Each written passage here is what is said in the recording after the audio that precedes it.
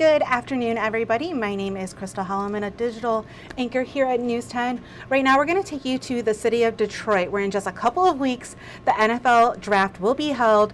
And right now, officials are talking about the logistics of transportation for both residents and visitors alike.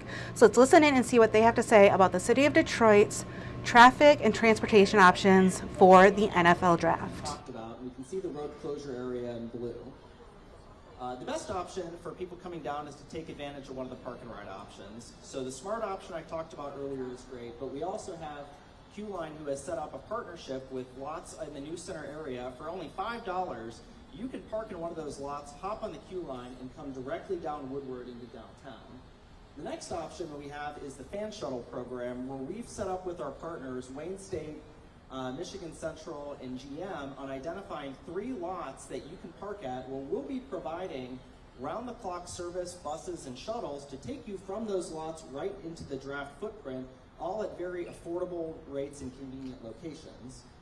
Now, if you do choose to drive downtown, you can do that, but you should know parking is going to be very limited downtown, and we recommend that you arrive very early. If you're set on parking in the CBD and the Central Business District, you can do that. We recommend that you get here 2 hours before the gates open and try to get here by 10 a.m. We've seen a lot of these lots are already starting to be reserved, and so you should definitely prepay your parking. Don't try to just wing it, drive down here and find a space in a lot, because you're not going to be successful doing that early afternoon during the draft days. We'll also be restricting on-street parking in much of this area, and we'll be strictly enforcing people who are choosing to park illegally in the downtown. So please don't think that that's an option where you can come down, park illegally, take a ticket, and there not be real consequences. Now, there are other options. You can choose to park a little bit further away, and you can arrive a little bit later. These lots are still going to be probably pretty pricey, and we still recommend prepaying for those lots to be able to come downtown. Now, if you're arriving a little bit later, definitely look at taking advantage of our fan shuttle options. We do have prepay available for people who choose to do that. But if you are choosing to come down a little bit later, you're coming down after work, you should still come down. You're just going to have to park a little bit further away in this blue area up here, where there's still a ton of great ways to come down. You can take the Q-Line, you can hop on a scooter, you can grab a Mogo. There's a ton of great ways to go from all of these areas around downtown and around the neighborhoods to come into the downtown footprint. So to recap that, because that's a lot of information, there's basically 3 ways for coming down. Your best option is to take advantage of the park and ride program through Smart and Q-Line.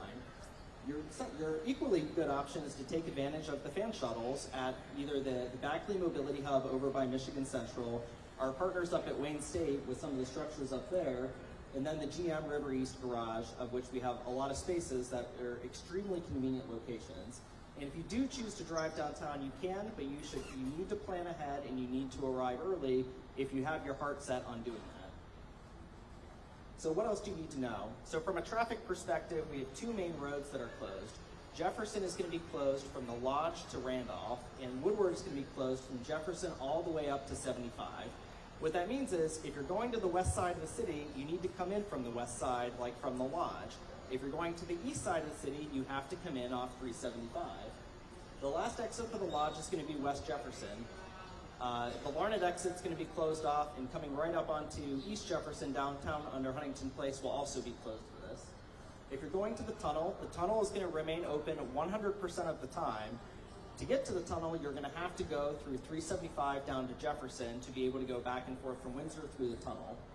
We're also encouraging people, even if you've been down here, your entire life, you work down here every day, you come down for every Tigers game, definitely take a look at Google Maps and Waze to know what roads are closed and what detours, because the way to get around might be a little bit different than what you're used to.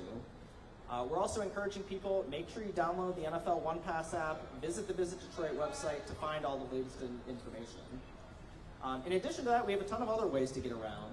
We're working with Uber and Lyft on having designated rideshare points throughout the entire downtown in convenient locations where you'll be dropped off in an area close to the footprint in an area that's easy for the rideshare drivers to operate. We obviously have the People Mover, which we've talked about and is great. And then we have a ton of bike and scooter options. So we have Mogo, which has very convenient bike share locations throughout the entire city. And we're working with the scooter providers on, number one, setting up a geofence, so you won't be able to just ride a scooter into the perimeter. you're only going to be able to take it to 1 to 2 blocks away. But something really cool we're doing is we're setting up valet stations with the scooter companies, so there's a nice, easy location. If you're choosing to take a scooter in from, let's say, Corktown, you can bring that scooter in and you can drop it off at the valet station and not have to worry about it. For those in larger groups with private shuttles, buses, and coaches, you can do that too if you're coming down with a large group. We've worked with our partners at GM and we've set up a drop-off point right on the south side of the Renaissance Center at the Winter Garden. And then if you are coming down and you need additional services for mobility and ADA, you can be dropped off on the north side of the Renaissance Center right in the horseshoe that is literally a 2-minute walk from the Jefferson Randolph entrance. So a ton of great options. So key takeaways here. Number 1, have a plan for how you're coming downtown. Number 2, arrive early, especially if you have your heart set on being in the perimeter and seeing the draft theater directly. And number 3, download the OnePass app and root for the Lions when they do their draft pick. Quick summary of the tips: try a park and ride option. Take advantage of the great public transit options that we have here through SMART, RTA, DDOT, Q-Line, and the People Mover. Book your parking ahead of time because a lot of stuff is already starting to book up. Take advantage of Google Maps and Waze to know how you're going to get down there. And last but not least, no matter how you're coming in, there's going to be a lot of walking and a lot of stuff to see. So dress comfortably, wear good shoes, and get ready for the weather. But that's it. So thank you everyone so much for coming. And I will hand it back off to Jessica Parker. Thank you, Sam. I know that was a lot of information, and at the end you'll get a chance to ask your questions. So now we want to bring up General Manager Dwight Farrell from SMART. And if you are coming from the suburbs, we are encouraging you to use the SMART bus. Dwight, you want to give us more information on that? Good morning. I'd like to first of all thank the mayor and his team for the leadership in this effort. It's been great. It's been an interesting 2 years, but it's still been great. Sam has covered really, for the most part, our locations. I will just briefly talk about, I want to thank the SMART family for all of the work that they did in coordinating and planning and finding park and ride locations. Thank our county execs from Oakland, Macomb, and Wayne County, and our board for their support in giving us the resources that we needed in order to be able to do that. And it's certainly a delight to be able to coordinate with the People Mover and DDOT and the Q-Line to move people around this region. That being said, as was stated earlier, SMART's the way to go. SMART moves us. So this map you can find at smartmovesus.org. It will also have the hours. And so much to play into what Sam spoke about, we will be running shuttles from those 11 locations starting Thursday at 9 a.m. and running every hour until 3 p.m. We're going to do that Thursday, Friday, and Saturday. And it's going to drop you off at the Fort Cass People Mover station, and you're good to go. Now to go home, because obviously that's equally important, is there's at the Bricktown location, that's where you'll catch the bus to be able to go back. And we'll also be running buses every hour going back on Thursday and Friday until 11:30 p.m. and Saturday until 3:30. So I, again, am thankful to have the opportunity to work with the city. And I also want to give a special shout out to the bus operators at SMART, the bus operators at DDOT, and the mechanics at both of those. They are the ones who ultimately are going to make it happen because they're the ones that are going to have to do the driving and the one to maintain the vehicles. And so I appreciate their efforts and both of those ATU locals and their leadership for helping us in this. And with that, I'll turn it back over to you. Thank you. So who here has ridden the People Mover? What about lately? So we have done a lot of improvements on the People Mover. So we have a lot in store for the fans that are coming out and that will use the People Mover. And we have General Manager Robert Kramer here to tell us all about it.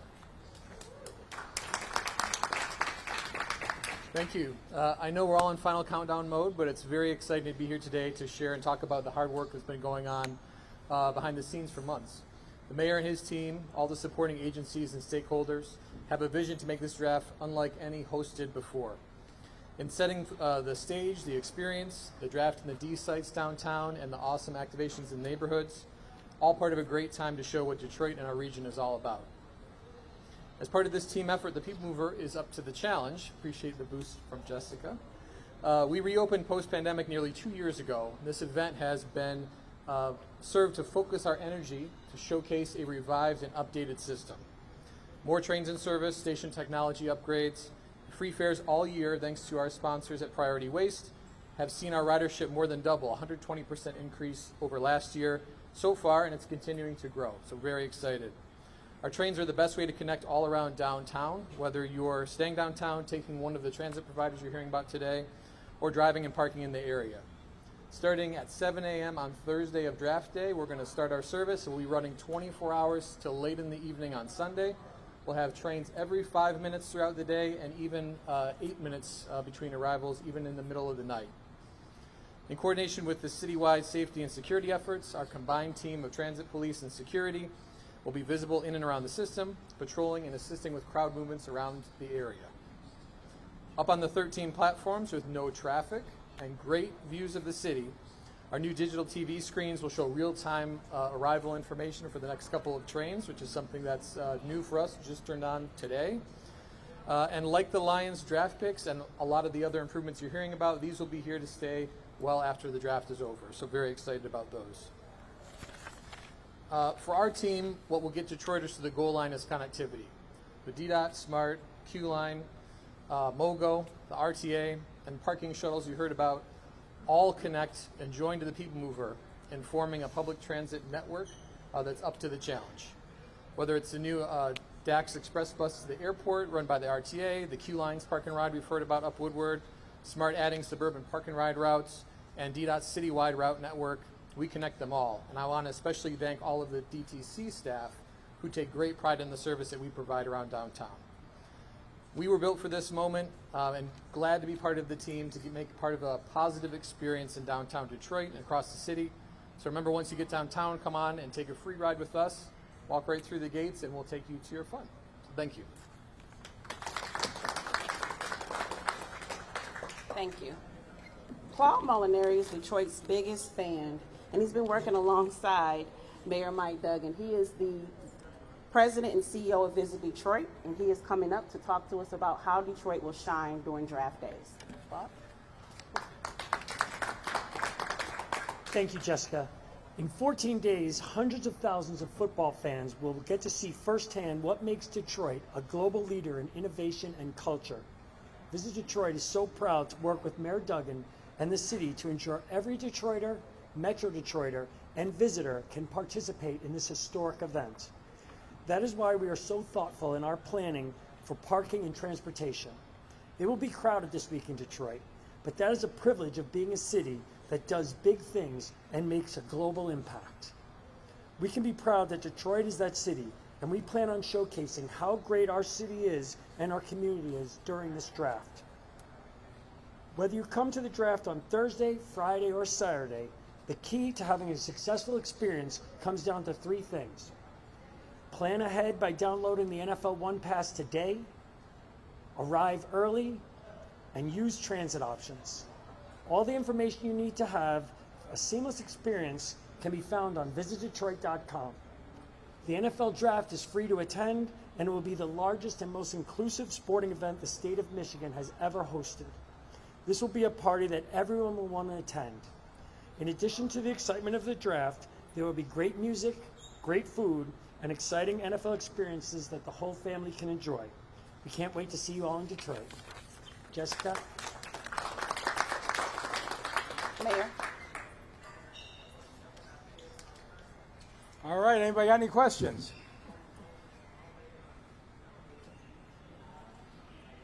What's it like to know that the city is just another destination now? The Super Bowl has been here before, now the draft. It is, it's just remarkable. I mean, every place I go in the country, people are talking about coming to Detroit, and City Council this week is going to pass on a new convention hotel. And there are a lot of major conventions in this country that will not consider your city if you do not have a convention hotel attached to the convention center. The momentum is just going to keep building. Chief White, the Detroit Police Department, are working overtime. I want to thank the men and women of the police department. Commander, I think we canceled everybody's vacation and leave for 3 days, and DPD is pitching in, and but this is going to be the biggest event we've seen in many, many years. Mayor Duggan, so are you nervous about anything? And I know you want us to blast out to everybody that likely only 10,000 people will get their eyes on that stage. How do you think people feel about that? The only thing I'm nervous about is the weather, and we can't control it.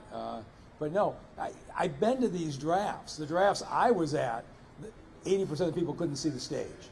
But you've got folks in their jerseys from 32 cities, everybody getting along because they're convinced their draft choice is going to be Tom Brady and their franchise is taking off.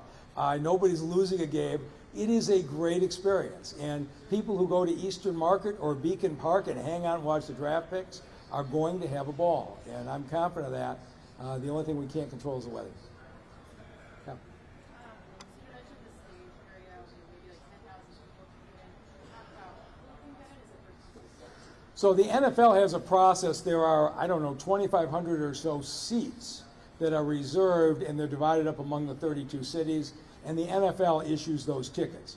After that, you stand behind on a first-come, first-served basis, and you can see in. Now, when I was in Las Vegas, they had so few people that the NFL people were like huddling us to stand behind the stage so the TV shot looked really amazing. In Kansas City, it was amazing. Everybody showed up and they were behind there. And so what the NFL wants is that great shot coming out of the stage area. But then, of course, you're going to bend all the way down Woodward Avenue. You're down Woodward Avenue, you can't see the stage. But you're going to have, as I can tell you, having been there, just as great a time hanging out with your friends and people from other cities. As long as you can see a TV and hear the picks. Now, all of our bars and restaurants will have the TVs on, the picks on. It's going to be, a lot of them are already being reserved for parties. Other ones, people are going to show up at 8 in the morning and start drinking.